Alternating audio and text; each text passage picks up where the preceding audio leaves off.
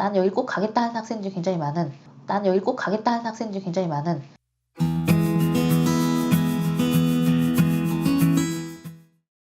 안녕하세요. 입시 읽어준 여자입니다. 이 동영상은 제가 찍을지 말지 좀 고민을 했어요. 왜냐하면 건국대의 경우는 자소서의 반영 비중이 압도적으로 높고 또한 면접의 반영 비중도 올해 줄었다고는 하지만 실질적으로 굉장히 높은 학교에 속하고 해서 모집 요강 분석도 중요하지만 그 학교가 어떤 학생을 선발하기 원하는지에 대해서 제가 계속적으로 강조해야 된다고 생각을 해요. 그래서 이 학생부 종합전형 안내를 살펴보면서 건국대학교가 어떤 학생을 선발하기 원하는지를 다시 한번 확인해 보도록 하겠습니다. 1편에서 제가 확인해 드렸던 제출 서류, 그리고 이제 예전에는 추천서를 내게 했지만 이제는 학교 추천 전형은 단순히 학교당 추천 명단만 있으면 된다는 점 체크해 주시고요. 그리고 모든 전형에서 자기소개서를 요구하고 있는데 이건 이 학교가 자기소개서를 얼마나 꼼꼼하게 보고 모든 전형에서 다 정해서 본다는 걸 여실히 보여주는 자료라고 생각하시면 되시겠어요. 그리고 모든 학생에게 정성평가를, 그러니까 자소서라는 것 자체가 학교생활 기록부라는 것 자체가 정성평가가 반영될 수밖에 없는 자료고요. 그 다음에 그나마 교과를 이제 반영하는 것은 이 KU 학교 추천 전형과 여기 있는 농어촌 학생, 그 다음에 특성화 고졸 재직자 전형인데 이 세 개 전형은 사실상 학교 추천 전형과 학생을 선발한 방식이 동일하기 때문에 건국대학교에서는 학생을 선발한 방식은 두 가지만 생각하면 된다. 학생 종합 전형 내에서는 얘네 스타일, KU 자기 추천 전형 스타일이냐, KU 학교 추천 전형 스타일이냐. 그리고 저는 줄임어로 자추, 학추 이렇게 얘기를 하고요. 면접평가의 경우 자추 있고 학추 없고, 그 다음에 자추와 동일하게 진행하는 곳들이 사회통합, 기초생활 및 차상위, 그 다음에 특성화 고졸, 여기 특성화 고교 졸업자, 그 다음에 특수교육 대상자, 면접을 보는 학교들은 전부 다 KU 자기추천형을 취하고 있다. 이렇게 이해하면 되시겠습니다. 무엇보다도 학업 능력보다는 전공 적합성과 발전 가능성 위주로 학생을 선발한다는 점을 꼭 기억해 주시기 바라고요. 전형 일정은 모든 전형에 동일하게 9일 5시에 마감되므로 여타 상위권 대학들이 9일이 아니라 10일에 마감하는 것을 감안하면 사실상 건국대학교는 실수의 학생들이 되게 많은, 그러니까 실제 수요, 난 여기 꼭 가겠다 하는 학생들이 굉장히 많은 그런 학교라는 점을 말씀드릴 수 있을 것 같아요.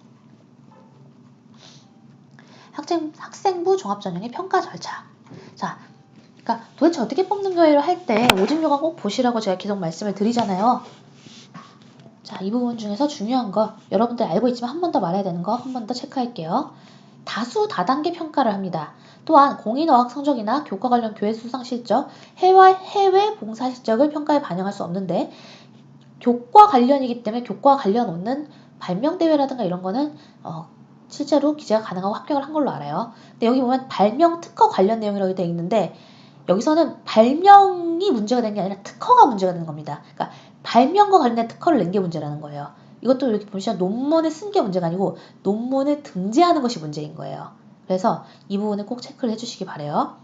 해외 활동 실적, 교회 인증시험 성적은 작성할 수 없고 어학연수도 쓸 수 없습니다. 지원자 성명, 출신 고교, 부모의 실명을 포함한 사회적 경제적 지위를 암시한 내용의 작성은 금해집니다. 네, 그 다음에 사전 단계, 1단계, 2단계 최종시 및 최종 선발이 있는데요. 유사도 및 외부 경력 의심 문구로 검색되면 서류 실사를 하게 되고 2단계 면접 실사 때도 확인을 할 거라는 거 확인하실 수 있습니다. 최종 심의까지도 하니까요. 여러분들이 생각보다 면접까지 간다라면 그 안에서 어떤 입시 비리를 만날 확률은 매우 낮다고 생각할 수 있어요. 평가 요소 및 평가 항목. 학교생활기록부와 자기소개서의 내용을 바탕으로 학업 역량, 전공 적합성, 인성, 발전 가능성을 나누어 정성적, 종합적 평가하여 점수를 부여합니다. 활동의 결과보다는 준비 과정과 노력과 활동 이후의 변화 중심을 평가하는데요. 여러분들이 이 준비 과정과 노력을 쓸 때 좀 진부하게 써질 수가 있다고 하면 오히려 접근은 이 활동 이후의 변화에 조금 초점을 맞춰 쓰시면 글을 쉽게 쓰실 수 있을 거예요.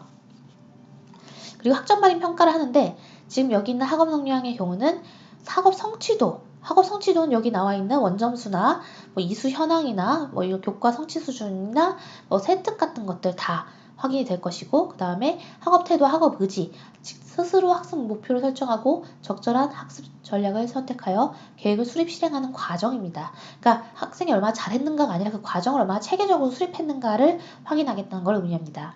탐구 활동은 본인의 학과에서의 문제점에 대해서 그것을 어떻게 해결할지에 대해서 고민을 해보라는 게 제가 주는 자소서와 면접에 대한 팁입니다. 특히 기억하실지 모르겠는데 KU 자기추천 전형의 경우에는 발전 가능성 50%, 인성 20%, 전공자 합성 30%, 즉 학점 발인에서 학업 능력은 크게 중요하게 판단되지 않았고 전공적 합성과 발전 가능성 위주로 학생을 선발한다는 점을 꼭 기억해 주시길 바라요. 그래서 전공 관련 교과목 이수 성취도의 경우 고교 교육과정에서 지원 전공에 필요한 과목을 수강하고 취득한 학업 성취 수준을 확인합니다. 그리고 전공에 대해서 어떤 관심과 이해도를 갖고 있는지, 자, 제가 얘기했던 게 또 나오죠. 그러니까 지원 전공에 대해서 내가 이 문제를 해결하기 위해서 주의를 기울이고 또한 어떤 내용을 알고 있는가, 그러니까 계속적으로 저의 꿀팁을 꼭 기억해 주시기 바라요. 전공 관련 활동과 경험은 내가 그에 대한 관심을 충족시키기 위해서 어떤 노력을 했는가가 되겠죠. 또한 발전 가능성의 경우는 자기주도성, 경험의 다양성, 리더십, 창의적 문제 해결력 이렇게 보는데 결국엔 자기주도성이고요. 경험의 다양성은 학교마다 다르기 때문에 아주 많은 영역을 체크하진 않아요. 그리고 창의적 문제 해결력이 되게 중요한데 창조적인 논리적인 사고로 문제를 해결하는 능력. 계속 제가 얘기한 어떤 꿀팁? 현재 내가 지원하는 학과에서 그 학계 또는 사회적으로 문제되는 그 문제를 적시하고 그 문제를 내가 나의 방식으로 어떻게 풀어나갈 것인가. 그게 지금 학업 능력, 전공적 합성, 발전 가능성, 인성에 다 나오죠. 자기소개서에서도 자기의 어떤 문제를 해결하는 능력을 잘 어필해 주는 것이 건국대 합격의 팁입니다. 자, 그 다음에 여기 보시면 평가 등급이 A, B, C, D까지 있고 B가 보통인 걸로 나오죠. 그러니까 여기는 중앙대 다빈치형을 취하고 있는 평가 등급의 예시를 보여주고 있어요. 그래서 건국대의 경우 보통보다는 보통은 이제 지원자들의 평균을 의미하는 거고요. 그래서 그 보통보다 좋은 학생들을 선발할 때 C 영역이 좀 있더라도 A 플러스를 하면 C 뿔과 A 플러스는 지금 칸의 차이가 3칸, 1칸이잖아요. 그래서 C 뿔이 있다고 하더라도 A 플러스로 메꿀 수 있다. 이렇게 이해를 하시면 되겠어요. 자, 그 다음에 제가 이 학교는 면접 굉장히 중요시 여긴다고 말씀드렸던 거 기억나시죠? 그리고 면접에서는 학업 능력을 보는 게 아니라 전발인, 전공적 합성, 발전 가능성, 인성만 본다고도 말씀을 드렸었어요. 이제 교복을 입으면 안 되기 때문에 면접장에 갈 옷을 약간 최대한 교복의 느낌이 나도록 좀 단정하게 입어주는 것을 권장하고 있습니다. 또한 전공적 합성, 인성, 발전 가능성에서는 가장 중요한 건 창의적 문제 해결력이고 건국대에서 가장 중요시 여기는 게 전공과 관련된 창의적 문제 해결력이라는 걸 제발 기억하고 들어가 주세요. 학생부 종합전형 유의사항은 사실 다 공통입니다. 그래서 공통이지 않은 것만 한 번 더 강조해 보도록 할게요. 논문의 등재에 도서 출간, 발명 특허 관련 내용, 해외 활동 실적, 교회 인증시험 성적 등은 작성할 수 없고 어학연수 등 사교육 유발 요인이 큰 교회 활동의 경우에도 작성이 제한되므로 이를 준수하지 않았을 경우 평가에 불이익받을 수 있으니 작성을 금지합니다. 계속 강조하고 있는 거니까요. 그리고 이제 이 자소서 유사도 검증 및 처리 절차도 대학별로 거의 다 통일이 되고 있어요. 그래서 대학 내에서는 최근 3년간 학생부 종합전형 지원자의 자기소개서가 검증 범위에 들어가게 될 거고요. 그 다음에 대학 간은 최근 3년간 학생부 종합전형 운영대학 지원자의 자기소개서가 유사도 검색에 들어가게 됩니다.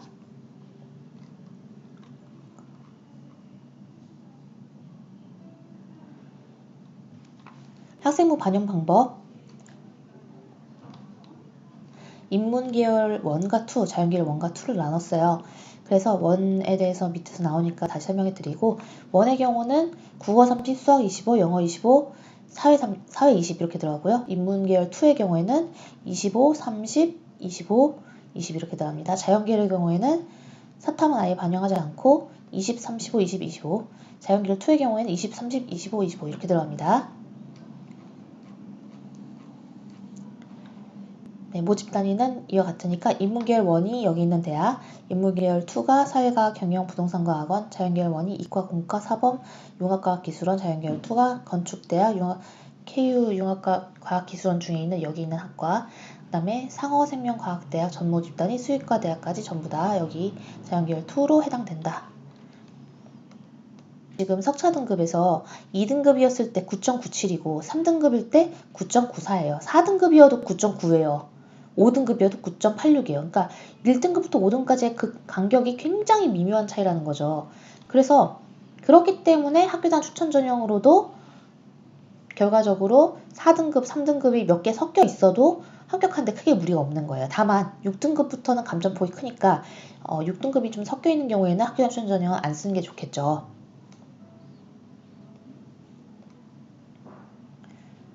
지원자 유의사항까지 체크하고요. 다음 동영상에서는 지원자 유의사항이 어차피 중복이니까 되도록이면은 다시 재언급하지 않도록 할게요. 6개 초과 지원한 경우 초과 접수를 순서대로 해서 6개 이후에 접수된 것이 자동 취소됩니다. 나머지는 다 동일합니다.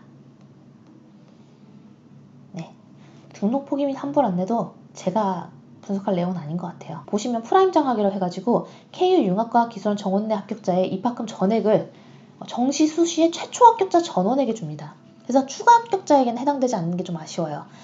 근데 사실 최초 합격자의 경우에는 보통 이제 서성한 라인 학생들이 최초 합격자이기 때문에 다 빠져나가고 거의 없더라고요. 그러니까 이렇게 전액을 다 주고 정원내 합격자 다 준다라고 이렇게 하는 거죠. 네, 뭐 장학금 받고 다니면 얼마나 기분이 좋을까요? 와, 이거 보세요. KU 글로벌 리더 장학 1급은 4년간 등록금 전액에 4년간 그거에 플러스 알파로 학업 장려금을 2,400만 원 또 지원합니다. 그리고 4년간 기숙사 무료 제공에 뭐 석박사 진학 시 등록금 전액 지원, 교환학생 장학금 500만 원. 아, 너무 좋다. 진짜 가고 싶네요. 이거는 정말 너무 중요해서 제가 촬영을 안 할 수가 없었어요. 그리고 진짜 건국대는 돈이 많아요. 왜 그런지는 아시죠? 이번에 땅값이 올라가지고 앉아서 한 8천억, 9천억 정도가 지금 건대 땅의 가격이 오르면서 건대가 부자가 됐잖아요. 그러니까 앞으로도 이렇게 좋은 그 장학 시스템은 더 발전을 하면 발전할지 줄어들지 않을 걸로 보여요. 그래서 건국대를 생각하시는 분들은 이런 장학금의 전형을 잘 보시면 좋을 것 같습니다. 그리고 이제 자기소개서인데요. 자기소개서의 경우 뭐 주의사항은 다 동일하니까 넘어가도록 하고요. 유의사항도 다 동일합니다. 자, 1번, 2번, 3번 다 공통문항이고요. 4번이 있는데 4번이 1500자예요. 그러니까 이 건국대학교가 얼마나 자기소개서를 중요시 여기는지 아시겠죠? 계속 강조하고 있습니다. 건국대학교는 내신보다 자기소개서와 면접이 중요한 학교다. 그래서 1500자나 4번을 써야 되기 때문에 이 건국대를 준비하실 때는 조금 시간을 더 많이 할애해서라도 좋은 자소서를 쓸 수 있도록 노력해 주시면 좋을 것 같아요. 학교생활기록부 미보유자의 대체 서식에 대해서 지금 다시 살펴보고 있는데요. 지금 그러니까 학교생활기록부가 없는 외국고 학생이나 뭐 그 외에 뭐 중간에 이제 학교를 그만두고 검정고시를 봤다던가 한 경우에는 이런 대체 서류를 꼭 작성하도록 되어 있으니까 이 부분을 꼭 확인해 주시면 좋을 것 같습니다. 네, 벌써 이제 건국대가 끝났네요. 다음에는 건국대 글로컬을 볼 건데요. 건국대 글로컬은 이제 충주 캠퍼스인데 글로컬 캠퍼스라고 해요. 그래서 건대 글로컬에 대해서 우리가 알아보면서 접근하면 양쪽을 비교해 보면서 오늘 내가 좀 건대를 너무 가고 싶지만 성적이 좀 많이 안 나온다 그런 경우에는 건국대 글로컬 캠퍼스를 가는 것도 저는 좋은 방법이라고 생각을 하거든요. 그래서 이 두 가지의 비중을 잘 짜보는 걸 한번 해보도록 하겠습니다. 자, 그러면 다음 동영상에서 만나요. 안녕!